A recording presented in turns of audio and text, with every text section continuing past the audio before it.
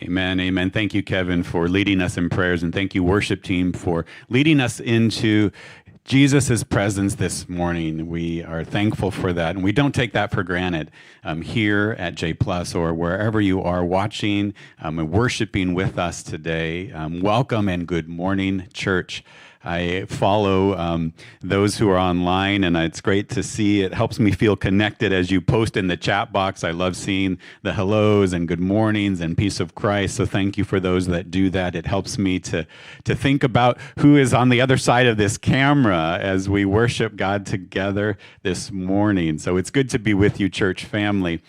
We are in the midst of our Generous Love series right now. We started beginning of January talking about God's abundant grace for us. And we looked at pictures of his grace throughout scriptures. And then we talked about the compassion of God and how that compassion, it changes us, transforms us so we can be compassionate on others.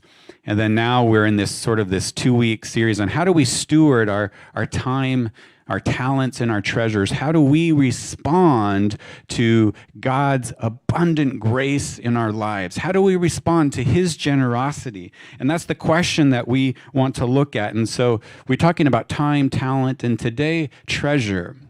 And talking about money can be a difficult topic. I know that probably for some of you, that's like, oh, what is Pastor Wade going to say? And how will we navigate this topic? And do we need to even talk about this topic? And you may not know this, but Jesus actually talked more about money than he did talk about prayer. And this is why we need to talk about it, because Jesus understood the impact that it can have on our hearts. He understood that it can take us away from him or it can take us towards him.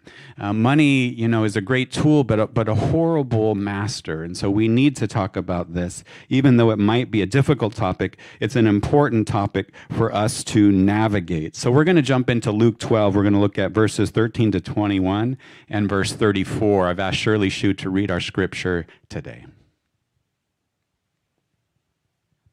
Hello, church.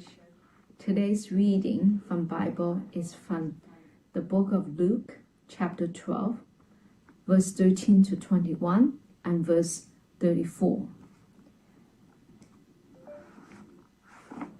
Mine is the New Revised. The parable of the rich fool.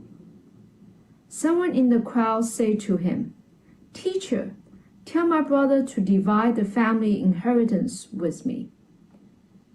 But he said to him, "Friend, you sent me to be a judge or arbitrator over you." And he said to them, "Take care, be on your guard against all kinds of greed. For one's life does not consist in the abundance of possessions." Then he told them a parable. The land of a rich man produced abundantly, and he thought to himself, "What should I do? For I have no place to store my crops." Then he said, "I will do this. I will pull down my barns and build large ones, and there I will store all my grain and my goods. And I will say to my soul, 'So, you have ample of goods laid up for many years. Relax, eat, drink, and be merry.' But God said to him, 'You fool, this very night your life is being demanded of you, and the things you have prepared, who will they be? Whose will they be?' So it is with those who stored up treasures for themselves, but are not rich toward God." Verse 34, "For where your treasure is, there your heart will be also." Thank you, Shirley, for that reading. And let's go to God in prayer now as we invite him to speak into our hearts. God, we thank you that you are here, and we just invite your Spirit afresh to bring to us the truth of this teaching that is just as relevant today as it was when you first gave it, God. So may your Spirit speak the word each of us needs to hear today. In your name, Jesus. Amen. Well, let's begin to unpack this parable. I'm starting actually in verse 13. And what does this person not say to Jesus when he comes to them, right? He says, "Teacher, tell my brother to divide the family inheritance with me." What doesn't he say? He doesn't say, Jesus, my brother and I are having a fight over how to handle this resource. Help us to reconcile. Help us to come together. Help us to mend this broken relationship. No. He's already judged in his heart what is the right thing to do. He doesn't seem to care about the relationship. He cares about the money. And he wants Jesus to tell him that he has a right to this money. So already we know the posture of the person who's coming to Jesus and asking this question. And Jesus goes on and responds to him, right? And what does he say? In verse 15, "Take care, be on your guard against all kinds of greed, for one's life does not consist in the abundance of possession." Now, in my role as a pastor, these many years, I get to hear lots of confessions, and it's a privilege to journey with people as they open up their heart and they share with me the struggle of the things that they journey through. So I've heard a lot of confessions. What is the one sin that nobody has ever confessed to me? What do you think? You want to put it in the chat box there? No, don't put it in the chat box. But wonder, right? As I was thinking about this passage, nobody has ever confessed to me their greed. Not in almost 20 years of being a pastor. Have I been so sheltered in my pastoring life that I just happen to be pastoring people that don't struggle with this? No, I don't think so. I think it's something probably most of us wrestle with, and yet we struggle to see it in ourselves. This is why Jesus says, be on your guard against all kinds of greed, because nobody thinks they're the greedy ones, right? Because we can point to people, we can think about people that are greedier than we are, and we feel like we must not be greedy. And yet Jesus knows our hearts, and so he begins to tell this person and tell us today this story. He begins by telling them that, you know what? The material things we have, the surplus that we have, life is not to be found in those. It's an empty pursuit. Having more just leads for the desire for more. It's insatiable, so he tells them a parable. The land of a rich man produced abundantly. So we see that this man is already rich before this extra blessing of an abundant harvest. That's who this person is. And we go on to verse 17. He thought to himself, what should I do? For I have no place to store my crops. He's literally talking to himself. He didn't discuss it with family. He didn't discuss it with friends. He didn't discuss it with the village, with the elders, to see what are the needs of the community. What can I do to be a blessing to this community? He's really one-on-one conversation with himself about how he can be rich with himself. It goes on into 18 and 19. And look at the emphasis in this passage. Then he said, I will do this. I will pull down my barns and build larger ones. And there I will store all of my grain and my goods. And I will say to my soul, soul, you have ample goods laid up for many years. Relax, eat, drink, be merry. What's his focus? Self. I. My. This is all about him, and he thinks, this is as good as it gets. Means I've arrived, I have plenty. And he misunderstands what life is really about. The parable goes on. But God said to him, you fool, this very night your life is being demanded of you, and the things you have prepared, whose will they be? See, there is an expiration date on our ability to be generous. There's an expiration date. We might think, maybe tomorrow, maybe next week, maybe next year, maybe when I'm in a better position financially, then I will be generous. We don't know when our time will end. And this rich fool, as Jesus calls him, and that's a word he does not call many people, his time has ended for his ability to be generous. This person thinks mistakenly that having more will be more, will bring less worry about money, but it doesn't, right? He's thinking about how I can acquire more, and it presents more problems for him the more money that he has. But what he has prepared for himself is truly his problem. It's a life without God as he meets his end. See, the language used in this parable here, your life is being demanded of you, is language that would be used in the returning of a loan, of the repayment of a loan. So whose life is it, right? Life is not a right, but it's a gift from God. Who does his life belong to? Whose do his resources really belong to? What was he supposed to do with those? What has God given you? Whether it's your time, your talent, or your treasure. He goes on in verse 21, so it is with those who store up treasures for themselves but are not rich toward God.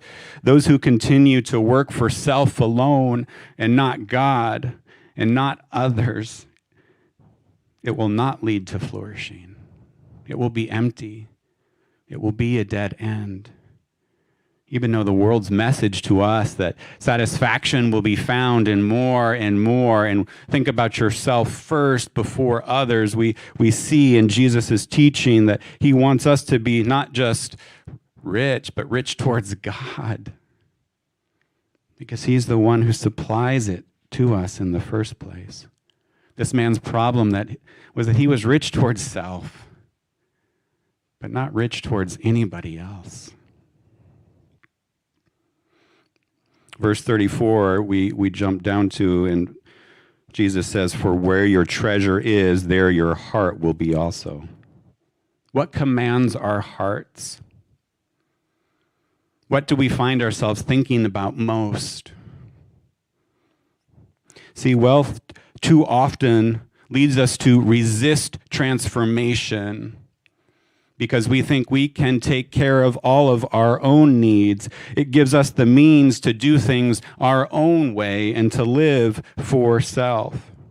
But Christ wants us to know that people, and he wants us to recognize how we're defined, right? We're not defined by what we possess, but by what possesses them. What possesses your heart, church? What possesses that for you? This parable is all about the heart. What commands your heart? What leads your heart? Because generosity is others-centered, and greed is self-centered. This man is labeled a fool by Jesus because he doesn't understand this and he hasn't lived it out. The abundant crop was a blessing, but he is living for self. We don't hear about his workers. We don't hear about his family. We don't hear about his community. We don't hear about how he can meet needs in those places with the abundance that God has given him. He wants to feel secure. And don't we all want to feel secure? Don't we want the same? It can be easier to trust money for that. We can see money. Maybe sometimes God for you does not feel tangible. Can I really trust God? And sometimes it's so much easier to trust self, to trust resources, but what does that lead to? It leads to hoarding, doesn't it? We saw this not too long ago around the globe here in Hong Kong in really tangible ways. First with toilet paper, then with face masks, and other essentials. We want to feel secure, and what can we do about it? On Friday night, I had my very first COVID dream, or COVID nightmare, if you will. And in this dream, I was in Causeway Bay. And it was busy, and it was crowded, and I realized I did not have a face mask. and I panicked. And I'm looking everywhere. Where can I get a face mask? I can't go into a store because you can't get into the store without a face mask, right? I can't get on a bus and try to get home because you can't get on the bus without a face mask. And people around me were just staring and pointing at me as the person without a face mask, but nobody was giving me a face mask. I was desperate. And I saw them pointing to something, and they're pointing to a rubbish bin that was overflowing with used masks. And I'm looking at the rubbish bin, and in my mind, I'm going, oh, I don't want to put one of those on, but what can I do? I'm stuck. Nobody's here to give me a face mask. And at that point, I woke up. And I was relieved, right? But as I was thinking about this passage, I was like, maybe God was stirring in my heart this very real example of what this can look like when we look out for self and not for others. We need a theology of enough. A theology of enough. It keeps us holding too tightly to our own self and our own stuff and looking after our own needs only. It keeps us from hoarding. Early on in the hoarding of toilet paper, I was greatly ministered to, and many of you perhaps as well, as I saw lots of extra rolls show up at church for anybody who needed them. And soon after, boxes of face masks began to show up. I was so moved by people's generosity, and I know that our church has stepped into real needs and have given generously, whether it's your time, talent, or your treasure, to the very real needs in this city, whether it was with the 10K initiative and reaching those who were unemployed, whether it was laptops and iPads to give to students who are online learning but don't have the access to that, whether it's been working in and through the food needs of our city or through our ministry partners. You have been rich towards God, and you understand this principle found in Acts, where Jesus says it is more blessed to give than to receive. Church, I want us all to be on this journey of generosity. I want us all to take steps in generosity.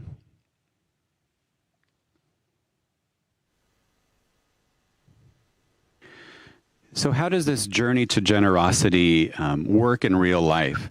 We are, in the midst of this generous love series, and it's great to hear from real world people on the ground on how this works. Last week we had KO talk about how he is generous with his time and his talents, and this week we wanted to talk about the holistic look at generosity, this time, talent, and treasure. And so I wanted to invite on Harry and Dee Dee in our congregation. They have been with us for over a year now. Now it's been primarily during the COVID season, so maybe you haven't met them before, but it's been great to get to know them for this last while. And I've invited them to share a little bit about their journey and how they have taken this journey to generosity. So we're trying this new technology today, so thank you, Harry and Dee Dee, for being guinea pigs to it. Do you want to just start with a little introduction of this journey for you guys? Of course. Good morning, Pastor Wade. So, my wife, Dee and I, we've been at Community Church for a year now. We joined basically at the start of COVID. It has been a very interesting season, a bit slow to get to know people, but slowly we've gotten to know more and more of you guys. So we've been on this journey of generosity for several years now.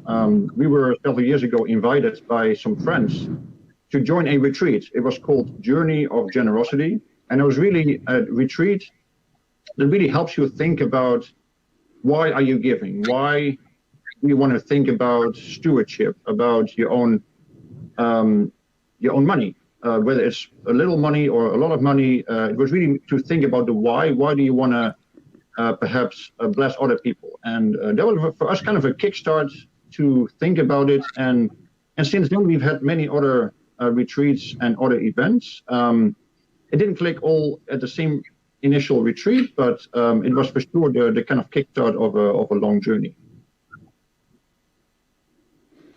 No, that's great. Do you want to add to that, Dee Dee, in terms of part of how that journey looked for you? Yeah. So for me, I wear I found myself wearing a few different hats. There was my role as a wife to Harry and our couple, and the sort of resources that we steward together as a family, as our immediate family.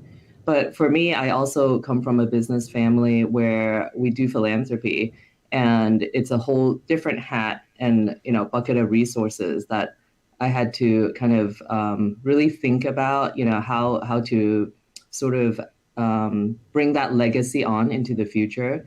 And then in addition to these two, there's my personal resources, right? My time, my own personal money, my own talents.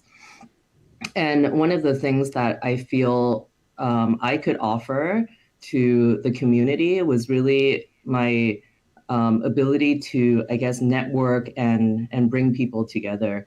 And I heard from my father that he wished that he had more time when he was young to think about giving rather than just focusing on the business aspect.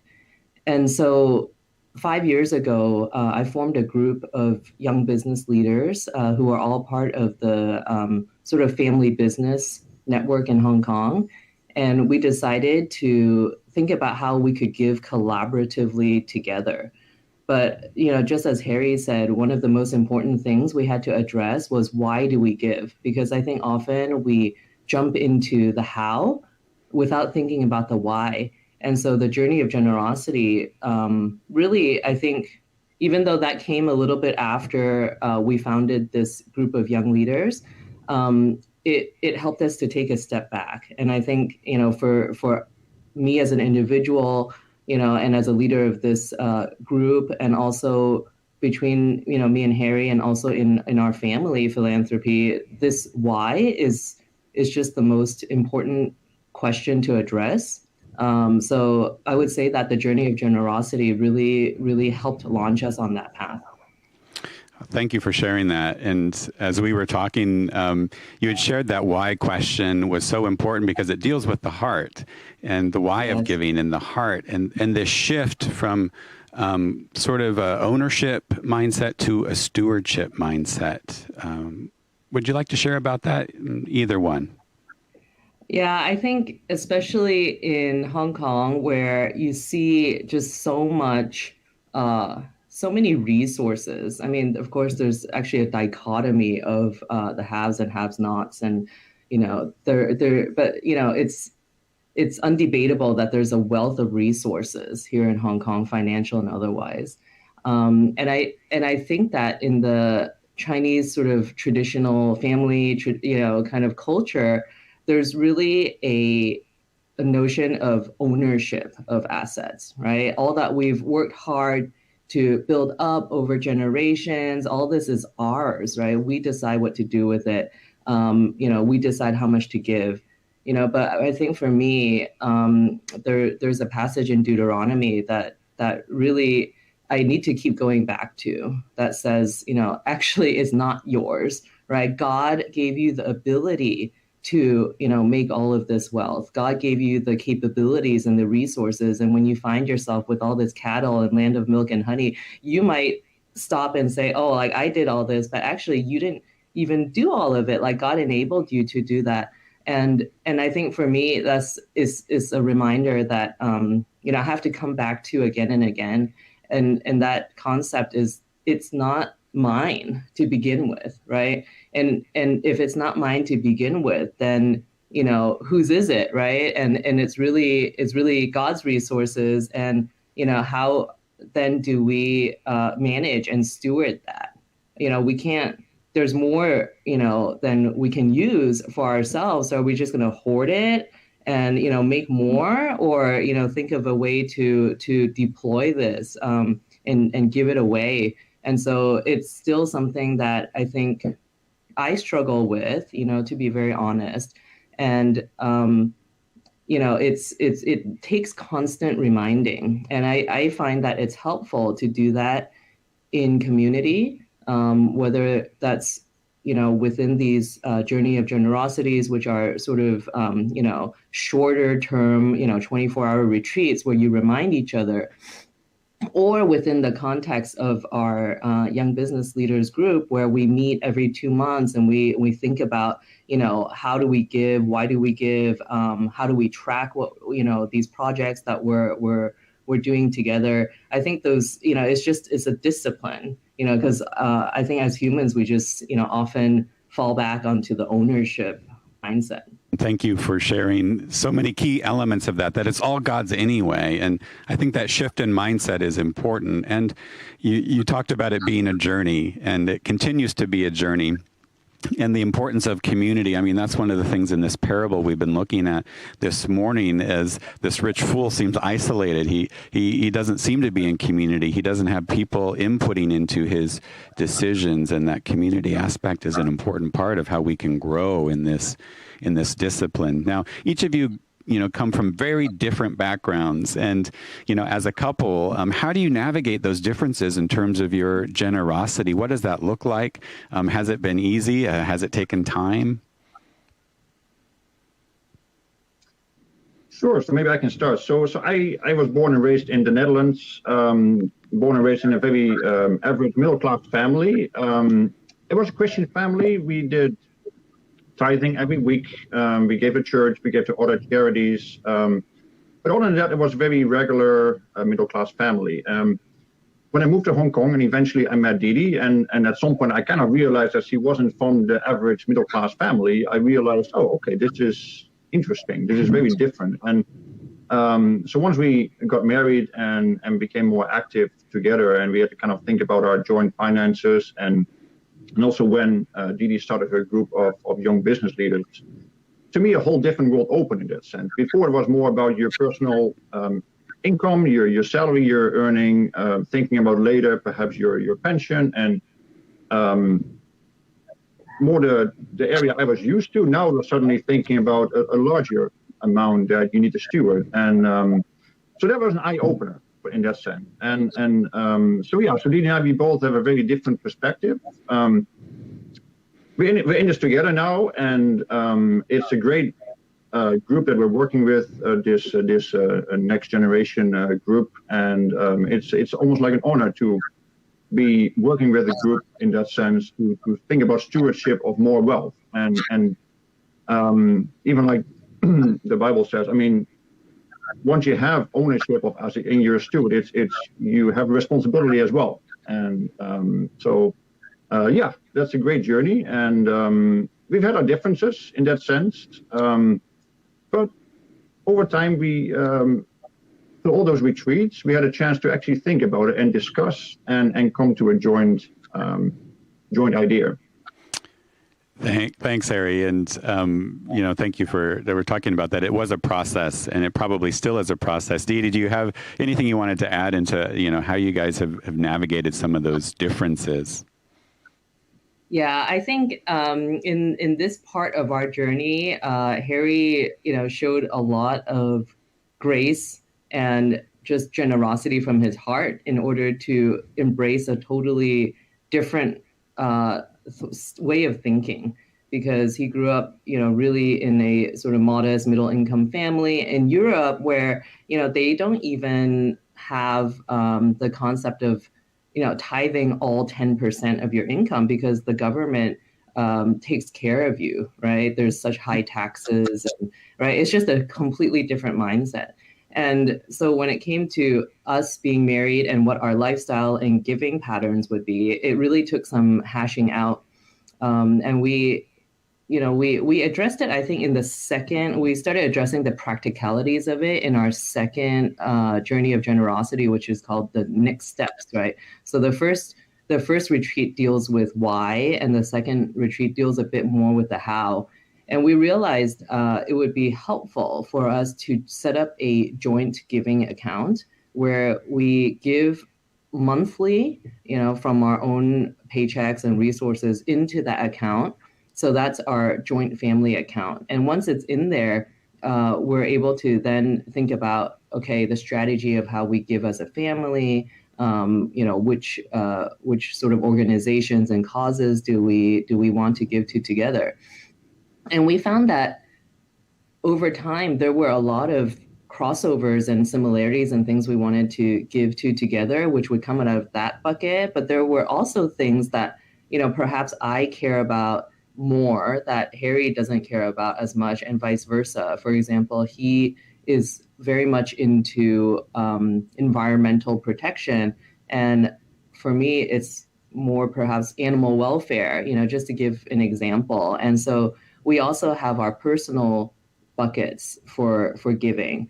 And all of that, took some time to hash out. And it was really a process to go to the bank to open a separate giving account. So I think these things all take time. And what really is important is to try and understand how the other person grew up, what their expectations and assumptions were, and also to just keep hashing it out. Thank you. Some of my conversation with people in terms of hesitancy to give or taking this journey, if you will, of becoming more generous is they're thinking about what they won't have or what they're giving up. Do either of you regret becoming more generous in your lives?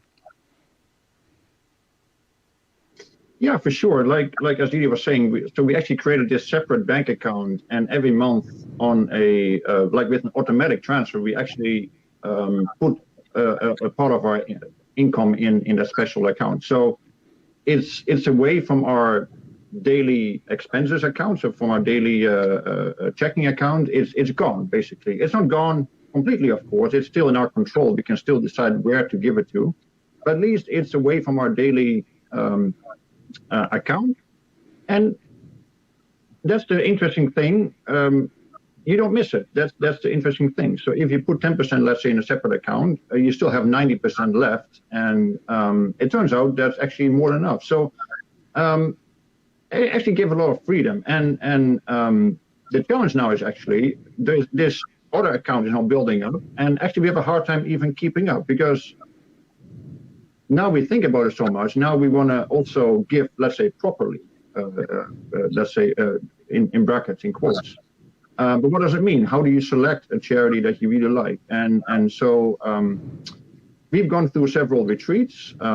There's this foundation called Generosity Path that we've been working with. The first time we were invited by friends, but we liked it so much, we picked it up and we started hosting a few of our retreats ourselves and invited friends. So we had the benefit of going through like 4, 5, 6 of those retreats. We realized it actually takes a lot of time for you to think about it and to actually come to your own giving plan. So for us, it took maybe 4 or 5 sessions to actually come to a detailed plan. And even then, it still requires actually a conscious effort to actually then give away the money. So luckily it's set aside. We don't really miss it in our daily life, but it's sitting there. We really want to make sure we think about it before we spend the money to a good charity. Yeah, and I would say also that not only do we not miss it, and to Harry's point, now it's become kind of a mirror to us, like, look, all this is building up, like you better think about how to deploy this. It's not just that. I also feel that there's other blessings that come back to us, right? In giving our time, in hosting these retreats for other people and paying it forward. We've been so blessed by the relationships that we've built, and the preciousness and the depth of friendships that we've built, and just being on this journey together with other people. Even 2 years after one of the first external retreats we held, we have people come back to us and say, wow, that those 24 hours really changed my life. And then they just become part of our family. And we would never have had that had it not been for this journey and this process.